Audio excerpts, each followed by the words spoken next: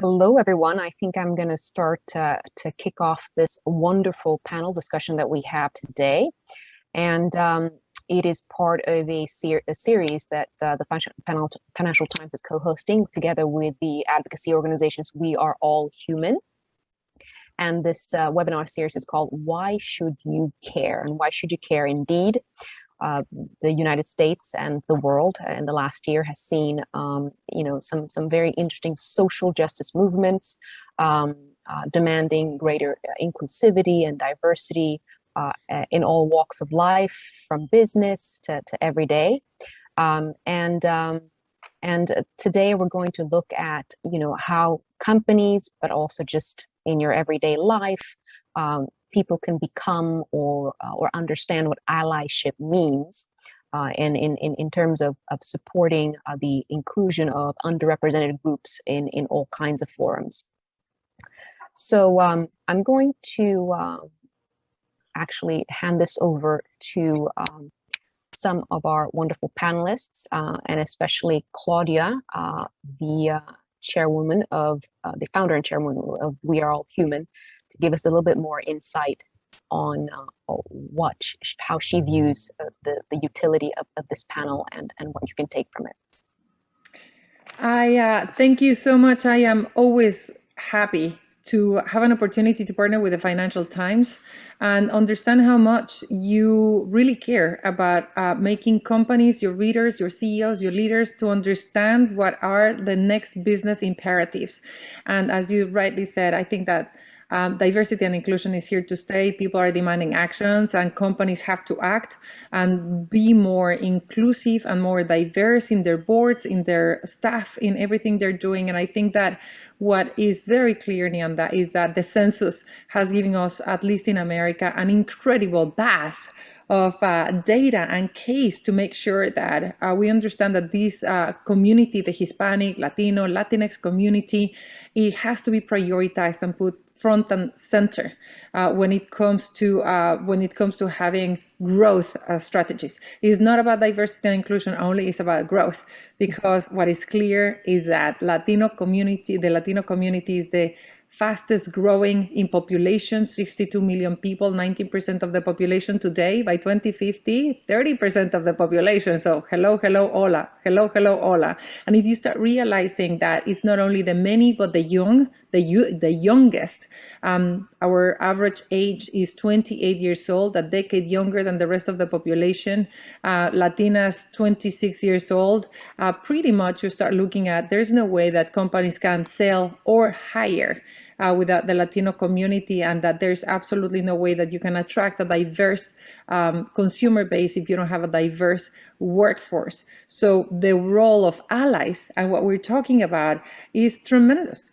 Only this year, because let's be clear, for me, diversity and inclusion, all this revolution that you just mentioned has not benefited the Latino community. And I think that there's so much more that has to be done, and companies have to step up and stand for our community. And I think that the role of allies is clear.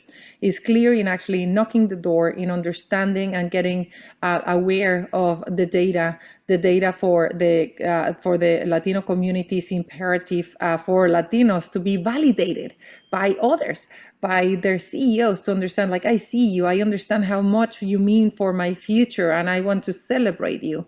The role of allies in making sure that we're pushing for this group that maybe you thought, like by putting it all together on diversity and inclusion, you have not prioritized this community. So I do think that the panel today on understanding allyship and how Latinos are a business imperative, but we do absolutely need not only to wake up our Latinos in corporate America, but also allies. The last thing I would say is this Hispanic Heritage Month. We are in Hispanic Heritage Month, September 15 to October 15. And I am celebrating that I see more and more companies not only checking the box, having a half an hour bad margaritas within their companies, but are using that to really educate themselves, to have, I think that I've been working with more than 70 companies of the Fortune 500 companies, that this is the first year that they ever celebrate Hispanic Heritage Month, and they're doing it the right way, which is not thinking of food, music, and color, which is not bad, but it's just like looking at data and how do you, like how do you become a force for good, but also a force for growth. Thank you for that, Claudia. And I wanted to add my 2 cents, as a business writer, to your point. We have seen, for example, in the boardroom, an increase in the recruitment of diverse and underrepresented talent.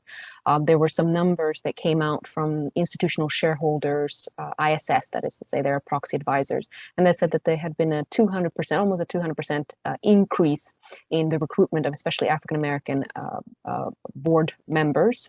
But if you look at the numbers for Asian and Latino board members, that remained stuck at around 4%. And so definitely, especially for companies, I think there needs to be some education around what diversity is and what it actually looks like. And just here, I think I don't think it's going out on a limb to say that diversity are all people that have been underrepresented, and as you say, Claudia, who are they're citizens, they're voters, they are consumers, and in a world where I think it's clear that inclusivity is not just I guess an ethical thing, but also it's actually the financially a thing that will benefit you financially. So I would love to talk to Maria from the International Gay and Lesbian Travel Association Foundation, because I have to say that a lot of people, when they think about diversity, they're not necessarily thinking people with different sexual orientations, or even persons who have, who identify as someone with a disability. So diversity is still a narrow theme. So Maria, would you share with me, how do we educate people around diversity, and also how do we build community between communities to advance together So thank you for that. I completely agree with you in the sense that I think we're still learning how to define diversity. What does it mean? We're used to certain definitions and to see things, particularly when it comes to race and ethnicity, to really focus on that. But like you mentioned, there's so many dimensions of our identities that make us diverse individuals. And that's why we might be underserved, underrepresented in a dimension of one of the dimensions of our identity, let's say our ethnicity, our race. But we might also, be underserved, underrepresented in the way that we define ourselves in the community. So we're part of the LGBT community. Are we a person with disabilities? Are we an immigrant? Are we a person who speaks a different language than the majority language in the place where we live, right? Are we a person that maybe practice a religion that is not widely practiced in the place that we live? There's so many dimensions of our identity that come into play and that we should consider when we're thinking about allyship and how we are defining diversity and how we are advocating for equity around all different dimensions. And to your point of how do we build community? How do we build real support and sort of like understanding among all of us, right? Because we're all human, we all identify as one thing, but we also have all these different dimensions. I think that the first way that we build community is through acceptance. It's really knowing that however we define ourselves in whatever dimension, that we accept each other and that we recognize each other. We celebrate and recognize the things that makes us different, but also the things that make us the same. One of the exercises that I like to do is it's having, when I have a conversation with somebody, it's sort of like exploring and finding out what are the things that we have in common. And I'll tell you this, more often than not, the things that we share greatly outweighed and outnumbered the things that are different from each of us. And so that commonality, finding those places to really come together and understanding and celebrating the things that are different, it's a way that we build community through allyship as well. We all have the opportunity to play sort of different roles. We don't have to be defined only as an ally, only as a person who is from an underserved community, only as a person who it's from a majority group or a minority group. We really have to look at everything that defines us and be able to have a sense of flexibility and mobility in how we contribute and how we project ourselves and how we show up in different circumstances. I think that the Latino community is a perfect example of that, because we are a community that is so diverse, but also so similar in many ways. So I think that fluidity in the way that we show up, respect and acceptance are key to building community. Thank you for that, Maria. Is there anyone that wants to hop in and comment on the back of that? Otherwise, I'm going to jump to Beth, because you are a Chief Marketing Officer of Chief Outsiders. And just like Claudia and Maria have been talking about, there's a whole, well, no one discovered diverse people. They've been here all the time, but the companies are thinking more about how to market products, ideas. And so I'd love to hear from you, Beth, about how Chief Outsiders is thinking about these issues, how to reach your audience these days. Yeah, so first, for everybody out there, Chief Outsiders is an organization that is a organization of chief marketing officers that do fractional work. So we go into multiple hundreds and thousands of companies, and we may be an acting chief marketing officer or acting chief growth officer, helping on a fractional basis. So that's kind of what Chief Outsiders is. Prior to that, I was at Principal Financial Group as their chief marketing officer. So, this is an interesting question and an interesting time that we're in. Forever, companies have been reporting and recording numbers about, diversity at all levels of the company. And that was really how companies were addressing the issue.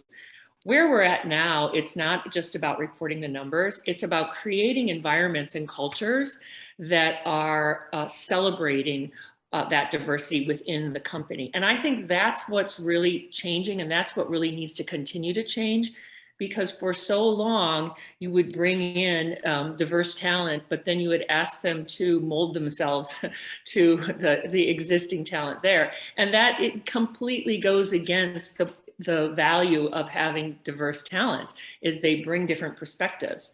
And the other thing I would add is that, for so long it was the nice to have. Well, let's have a diverse workforce. It's a must-have now, because consumers are saying, I am not going to go and buy products from companies that aren't acting appropriately, that aren't, that don't represent me, that don't hire and promote people like myself. So I'm going to be looking at that. And even on the business side, with ESG becoming such a big thing, that whole, how are companies showing up, and am I going to buy products to, if I'm a manufacturer, to make my, my ingredients, am I going to buy them from a company that I don't think is acting in a socially responsible way? So the thing that's going on now is everybody's trying to write a new rule book on what does this look like, because the old rule book is, well, we'll just hire in some diverse talent, we'll report on it, like what percentage in all these levels, and then we'll ask them to quietly sit and perform, and here's our mold. And I think that is the big shift that we're seeing. And it's there's not a roadmap for it. So it's being created as we go. And so organizations like We Are All Human are really instrumental in helping companies figure out what this looks like. How should we not just hire in people, but how should we make them successful? And how should we tap into the diversity and the talent that they bring, instead of trying to squash that down and asking them to fit a different mold? Claudia, did you have a? Okay. Then I wanted to ask Beth. Let me know if this may be too granular, right? I understood what you said about the work that the Chief Outsiders does, because there's basically a lot of people, and you go out to different companies, and you do, Yeah. if I may characterize a consulting work to a certain degree. Yeah. So is there something that you've noticed in that market in terms of, are companies asking for, say, a diverse chief marketing officer? Because I'm just as a consumer, I'm noticing, of course, that there's a greater array of faces in different advertisements. I'm noticing also advertisements that seem to hit the right note. And so I'm thinking, so who did they consult to get the right note? So I'm just curious as to what's happening in terms of the kind of people the companies want to consult with in order to get the right message out. Yeah, no, absolutely. There's a greater, requirement that diversity becomes part of what we offer at Chief Outsiders in our talent base. And also as we go into companies, and, we may be in multiple companies, an individual like myself may be in multiple companies at a time. We are being asked to bring a diversity, equity lens to the work that we do. So, currently I'm working for an organization, and I'm looking to hire, and it is very clear that we're trying to bring in diverse talent, and that's a challenge because historically recruiting firms have this list of people that they go and talk to, and a lot of diverse talent is underrepresented on these, on recruiting firms' talent roster. So. And where do you go to find that talent? And so right now there's a huge, huge need for diverse talent everywhere. But certainly the companies we work with are looking for that as well. They're looking for us to, not only represent diversity, but to have some diverse chief marketing officers in our roster. Thank you for that, Beth. Claudia, you have very interestingly, I'm sure, experienced what it's like to be at the top of your field and turn around and realize that you're the only woman. Perhaps even, Beth and and myself, or even Maria, have had that experience. So when you're the only at the top somewhere, how do you become a good ally? How can you open doors for other people who are underrepresented? So, and what are the challenges like?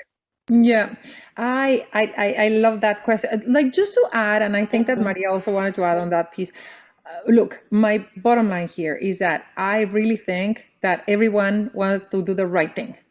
The thing is, how do you make it simple and accessible, bringing every player in the party to make that reality? So it's not only that companies want to hire diversity communities have to be like stepped up and like really ready, but also show hand. And I'm like, there's so bottom line, what I know is that, like for the Latino community, for example, when I came into the market, which I'm totally new to this, I'm a globalist, so I'm new to understanding this reality. What I saw is that there was no instrument in the market that was simple for companies to actually understand from each other and make a pledge and just like commit to do something. So in the spirit of what we're talking about, and Maria and Beth have been like instrumental of that, we created the Hispanic Promise. As a fact, it was Beth's idea to call it the Hispanic Promise, and that's crazy for me. There's like 100 pledges to protect animal shelters and this one, that one. There's no pledge for Latinos until we created the Hispanic Promise, which is a promise to hire, promote, retain, and celebrate Hispanics in the workplace. We have every Hispanic organization that works with corporate America on these areas, part of it. We're united. We're bringing ourselves to the table. And for me, the extraordinary thing was like in less than 3 years, we have more than 250 companies that have signed it, that have said, I really need to make a promise so that my employees feel that we care. I need to make sure that I have an instrument to show leg and say like, hey, I have something to share. Like there's something that I want to say, like here Latinos are welcome. But what is really interesting is that the last, I would say, 100 companies or 80 companies are allies that are bringing this to it. It's not Latinos anymore that are leading these, are like other, like C-suite people that are saying like, we have to be, we have to be on, otherwise we're out.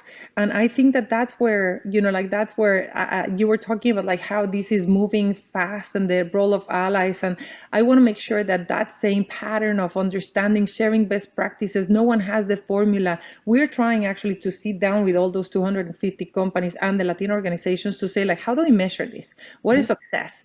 Let's do it together the way that the Sustainable Development Goals put everyone in the same table. And how do we actually structure these so that together we say like, what are the goals, what are the indicators, what are the ways to measure and be accountable, what does progress look like, how do we want to measure and celebrate that and share with each other, because there's no roadmap, right? Like there's no roadmap, and we want to do it together. On me, I lived 25 years in Europe, and particularly like in Germany, Switzerland, and Austria, and all these countries working on refugee issues with the United Nations and so on. And in every meeting that I came in, like I just like independently of what was the topic of my negotiation with the party I was seeing, I saw the imaginary pineapple grow on the top of my head, and like the imaginary Roomba, like so it didn't matter what I said. No one was going to pay attention because they were like, exotic, yes, tell me more. And I was offended at the beginning, but then I realized that I was like, yeah, I'll sing to you Roomba if you sign the document that I came here to sign. So you just turn around whatever it is, like the disadvantage to the advantage. And what is very clear in our case, and we have done a lot of research on this, is that what really unites the Latino community is not the language, is not the country of origin, is not whether you're Mexican, Colombian, Venezuelan, it's our desire to progress, to move forward, to keep climbing, to keep going, to give, like, that's why we're the #1 social mobility community in this country. But what is clear for us is we need to understand that the higher we go, the lonelier it gets. Mm-hmm. So if you're the only one in a room and you want to actually elbow everyone else so that because you have a scarcity mentality and you think there's only one seat at the table, that's really hurting you, because it's easier to push you around. It's easier to see you as exotic or Roomba or criminal or whatever it is and just push you around. So it is on us to understand that we have to move from scarcity mentality to abundance mentality and open the door, share the access code, open the door for each other, so that the more Latinos we have in a room, the harder it is to push us around. You need 3 Latinos to feel comfortable in a corporate setting to speak up. You need 2 women, you need 3 Latinos. So I think that that's actually where, like for me personally, all about like everything I do on the advocacy side of World Human is like calling on unification and calling on the absolute need for us to help each other, to support each other, to mentor each other, to hire each other, and to be there for each other, because it is actually when the higher we go that we lose the support that we have at the bottom. Got it. Thank you, Claudia. That was actually very interesting and a very salient point about, many of us, whoever we are, even if we're part of an overrepresented group, sometimes suffer from this scarcity mentality, winner takes all, and fail to create room for other people. And it is damaging in the long term. I really do appreciate that. I'll say also something from my reporting that's becoming clear is that your type of advocacy work and Beth's and Maria's is bearing fruit. Right now, a lot of companies are in the process in the last year of putting what they call social metrics in the executive compensation packages for a lot of executives. And so, to your point, it's been very interesting to watch how they measure these things. Some companies have soft targets. Some companies have hard targets for recruitment, retention, promotion. And obviously everyone is watching also. I think, Beth, you alluded to that. Everyone is watching the Securities Exchange Commission that may come out quite soon with some disclosure rules, forcing companies to actually also say more about their workforce, everything from safety to the composition of their workforce to how much they pay people. So that's actually something I think that has been a fruit of your labor and many other people. I'd like to add or ask Maria, so in terms of what Claudia said about what are the challenges to allyship, from your perspective, what goes into what goes into being a good ally, and what are some of the limitations that you've seen? So I definitely want to touch up on that, but I wanted to add to something that you said first, which is the role that companies are playing. And I think that companies are really realizing that their responsibility goes beyond hiring, beyond promotion, beyond retention. These things are important. We definitely need to make sure that Latinos and all and every underserved groups are represented in boards and executive teams as directors. But companies have responsibilities beyond just employees. They have responsibilities about how their products are used, what is the impact that products have in the communities that they are representing, the communities that they're saying and professing to be defending and caring about. They have the responsibility to also understand how are they portraying, how are they talking about communities? Not only are they appealing communities, it's great to see all the ads with the diversity. It fills my heart. It's definitely a shift that you have noticed that I think everybody has, but it's not only who's represented, but how. Are they being represented in a way that is dignified? Are they being represented in a way that elevates their culture and their identities? What are the stories that the companies are saying? How are their products being used? So I think it's great to have a conversation around diversity and inclusion when it comes to employee bases, but we need to move beyond that and really talk about corporate responsibility with the groups that need it the most. And one of the key ways in which companies can show up is bringing them to the table, right? Like, who are they partnering with? Who are they consulting? To your point, you asked the question, how are they getting it right? What's the secret sauce that they're using to get these ads right, to get these marketing campaigns right? Well, I think that comes from partnering with the communities, hand in hand, bringing them in to talk about the products, the impact that their products are having within the different communities. So those are things that I really want to hear more of us talk about, just beyond employment. What are the other areas that companies need to recognize that they're responsible and accountable for? And how do we move forward in those areas too? Not just who we're hiring, but what we're doing with the people that we're hiring, what we're doing with the stories that we're telling, and how are our products affecting the communities that we're, professing to defend and care about. To your question, how to be a good ally, the number one thing I would say is we need to part with this idea of we're good people. We're all good people, and because I am a good person, I'm already a good person. I'm already doing everything that I can because I'm good. Yes, we're definitely all good people, but I think that there's something that comes in the fear of feeling like, well, if I admit that I don't know about this, or I admit that I maybe not showing up the best that I can, or if I even considering that there's things that I actively have to think about and do to be a good ally, does that mean that I haven't been one? Does that mean that maybe I'm not, showing up the way that I can? Let's really part with that, and let's just all focus on understanding that we all have opportunities to do more. Because I think it's so liberating when you realize, hey, no matter how much I'm doing, there's always an opportunity to do more. There's an opportunity to listen to that coworker and about to their ideas. And maybe next time we're in a meeting, I can say, hey, you know who had a great idea? Claudia, why don't you tell us more about this thing we were talking about, right? There is always an opportunity to, when we are seeing promotion cycles at work, and we see this person that really worked really hard and we really enjoy working with them, and we're so satisfied with the work that they're putting out, and somehow they haven't been promoted, to ask a question, to maybe go to that manager, maybe go to the employee experience group and say, hey, how are we thinking about promotions? Maybe even talk to this person, hey, do you have a mentor? Do you have a sponsor? Right? So really, for me, allyship is taking action. It's really using the privilege that we all have in different capacities in all the dimensions of our identity to really step in circumstances what we can. The other way that I would say is just listening. To be honest, throughout my career, there's been so many times in which I wish I had somebody that was there to be a soundboard. Because many times as underrepresented individuals, to the point that Claudia just made, it takes 3 of us in a room to feel like we can speak up, or that, you know, our ideas are going to be supported, or that there's a sense of safety around us.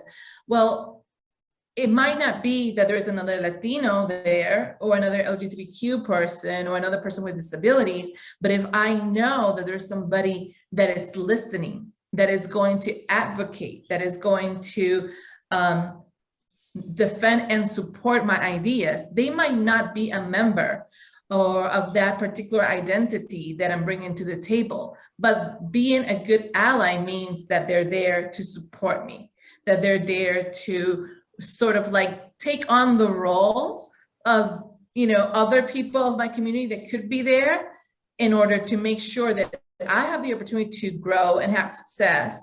And to Claudia's point, hold the door open to then bring other people to also have, you know, I think that the most revolutionary thing that we can do as allies or as members of communities is to share our success, is to make sure that as we're growing in our careers, in our businesses, etc., we are bringing others along, because there's strength in those numbers. And then lastly, I will say that to be a good ally, you also need to recognize the empirical perspective of the communities that you're trying to support. Many times we feel like we don't know what our place is as an ally. And I always say, just look at what that community is doing. What are the things that, what are the businesses that they have, go support them. What are the things that they care about, advocate for those things. So let the community lead you to be the best ally that you can be. And if you do that, you're gonna make sure that the impact that you're having is meaningful for that community.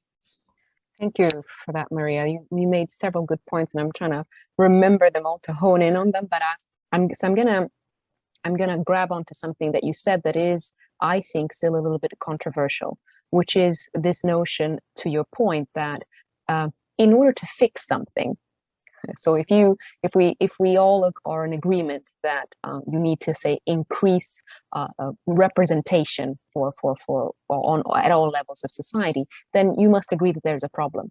Mm-hmm. So, and if you have agreed that there's a problem, then there's something you must change, whether you're a good person or not, but let's say we agree that we're all good people, that there's something that you must change. So therefore, I wanted to actually ask a lightning round question, so a yay or nay, and then a little bit of elaboration from all of my wonderful panelists. There has been some authors and researchers in this field that say, for example, that all managers, before they assume a position of management, in addition to the kind of education that a company or a school would give you about management, should undertake anti-bias programs, or should take some sort of sensitivity course, because, you know, as many of us have understood statistically, often enough underrepresented people have higher hurdles to, say, promotion.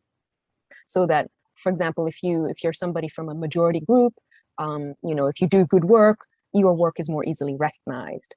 And whereas if you're a woman, if you're from an underrepresented community, sometimes we've all heard that saying, you got to work twice as hard.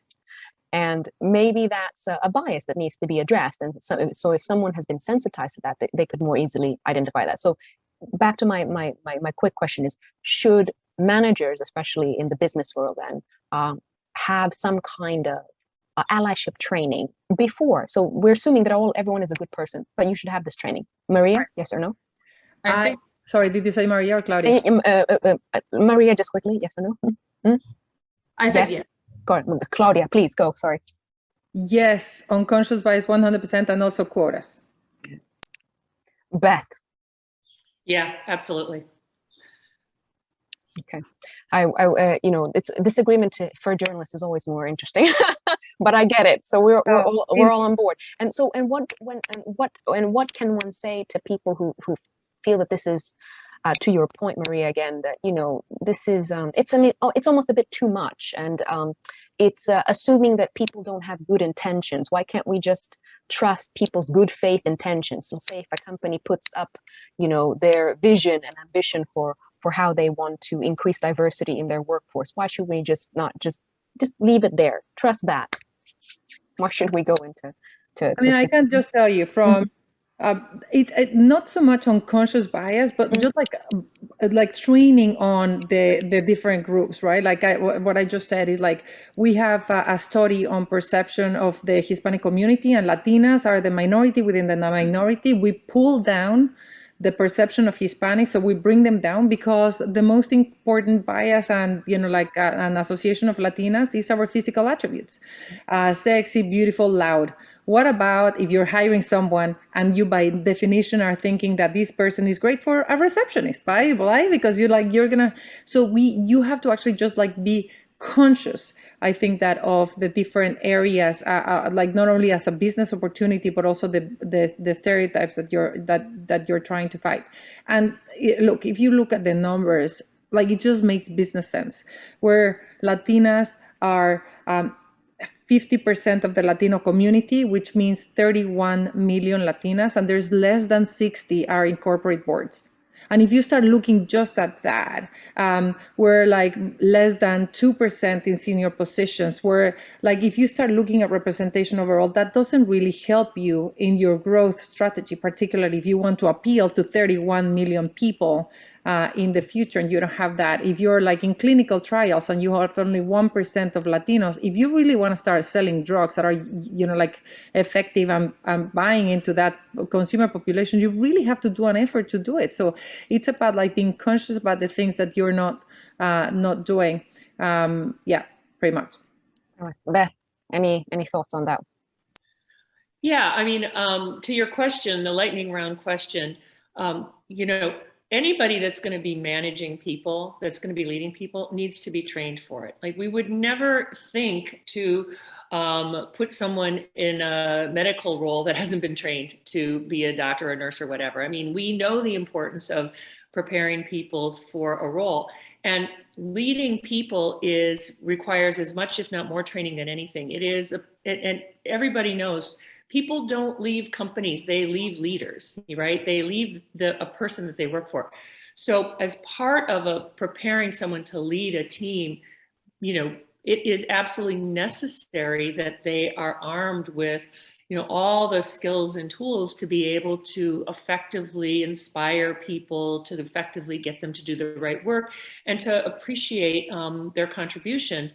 And furthermore, how to have a discussion with them when things aren't going well. I think that's where things really fall apart. And so this kind of training is important. So what Claudia was saying is, yeah, people, and Maria was saying is, everybody is, I always say, assume positive intent. That doesn't necessarily mean, though, that the work that's being done is being done properly. So these conversations have to occur.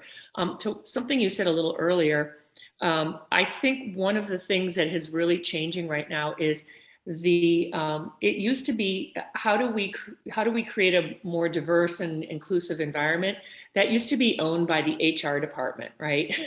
HR owns that, and they're going to record the numbers, and but I think increasingly things like the Hispanic Promise are saying, no, this has to be owned at the top. And so if you don't have your leaders that are consciously making decisions around this and holding people accountable, if this is just the responsibility of HR and your employee resource group, it's not going to get traction, because people look to leaders to model behaviors, to model what it is that they want to do. So I think that's another thing that is really, really important, is companies taking ownership of this issue at all levels. And it's not the responsibility of, let's say, the Hispanics in an organization to make themselves valued. The day that when we continue down that path of saying the only way we're going to move ahead is if the three Hispanics in the room can get their voice heard. No, it is, to what Maria was saying, it's the responsibility of me and you and the white male and everybody to make sure that this is an important issue for companies. And that, I think, is still part of this playbook that's being developed. I think that in many companies, it's still an HR thing. It's still a employee resource group thing, and it has to increasingly become owned by everybody. Got it. And just to say there, yes. I think that you were hinting to like the no, like the hard, like the complexity of an HR, like a human resources or diversity and inclusion officer. Like, how are you going to deal with so many different groups, and you have to be trained in so many things, and you have to attract so many things? Well, sorry, think of the marketers. They have to attract everybody they segment. They have to invest in understanding each market. The same thing. Why would actually attract talent be different than attracting customers? It's exactly the same, and it takes the same investment. Yep. Thank you for that. So how can we communicate some of these programs and initiatives that you've been working on, Claudia? I'm like, okay, so I truly believe that for companies, diversity and inclusion is an imperative and is here to stay. There's no way that you can, and people are expecting action. Like, the talk on diversity and inclusion is gone. The investment on marketing money that I've seen has to actually increase and in every number. But I do think that there's a couple of programs that I see, that are fantastic under Hispanic Star. Hispanic Star is this symbol. Think of it like the rainbow for the LGBTQ 25 years ago. We are just launching a symbol for the Latino community that is that beautiful symbol that actually exemplifies how you don't have to distinguish yourself between Mexican, Colombian, Venezuelan. We can all be proud stars, positive contributors to the country. And that organization has, like, that symbol has 100 Latino organizations behind it. We have a universe of everyone that is doing the right thing, like trying to get organized. So I think that a lot of what we're trying to do with We're All Human is provide that visibility to all the different programs that everybody's doing, just like doing in a coordinated way. So I think that the visibility that organizations, media organizations like yours can give, and companies that are hearing this, is literally investing in showing showing the voices, showing the data, showing the programs, showing the organizations. What you're doing now is providing us an opportunity to elevate the issues and elevate the organizations. I think that companies can really elevate the data and elevate their own employees. If you're in a company, you need to know one of the pain points of the Latino community is visibility. We're invisible and it hurts. So everything you can do to make sure that we see that you see us, like, be proud of our, be proud of us, like at Airbnb, proud of Maria, Cuba, like people just saying how, like, loudly how proud they are. I think it is going to go a long way. So for me, the visibility, the promotion has to come from, everyone. But I do think that, honestly, Hispanic Star is a great growth platform that involves a number of organizations that are advancing the Latino community together. Excellent. So for companies or other groups, other advocacy groups that are interested in finding out more, getting resources, getting references, whatever they need, they can start there at hispanicstar.org. So thank you for that, Claudia. And then in general, whoever wants to wrap it up, I'll direct it to Maria, but Claudia or Beth, feel free to jump in. We are in Hispanic Heritage Month. What are some of the ways that we can support the Hispanic community? I love this question. Support Hispanic talent, support Hispanic businesses, learn about Hispanics in the US. What we were talking earlier, and we were naming all the ways in which we show up. And I was here wanting to say, and contributors, because we are real contributors to the culture, the economy, the social structures, the intellectual treasures of the United States of America. And the best way that you can support it is consuming our goods, supporting our talent, supporting our businesses, and also just learning about this community, this beautiful community that is here, that is shining. We are all stars. We want to shine even brighter. With your help, we can do that. We don't want to be invisible. We want to be seen for who we are, not just for the things that we need and for the things that need to be better, but also for the things that we are already doing and all the great contributions that we're bringing to this country. So learning and supporting it is the best way that you can show up. And then at a personal level, you all know somebody, you might be in a community, you might have a friend who's an underrepresented person. have a conversation with them, learn from their empirical perspective, learn about their experiences, and ask yourself, how am I showing up for this friend? We don't need to solve all the problems of the world, right? The macro can be very intimidating, but the micro, when we took looking at what's around us, our circle, we can all start there. So I invite you to start there. Thank you so much for that, Maria, Claudia, Beth. This has been a very informative panel, and I think I've learned a lot. Thank you. Thank you so much. Yes, bye.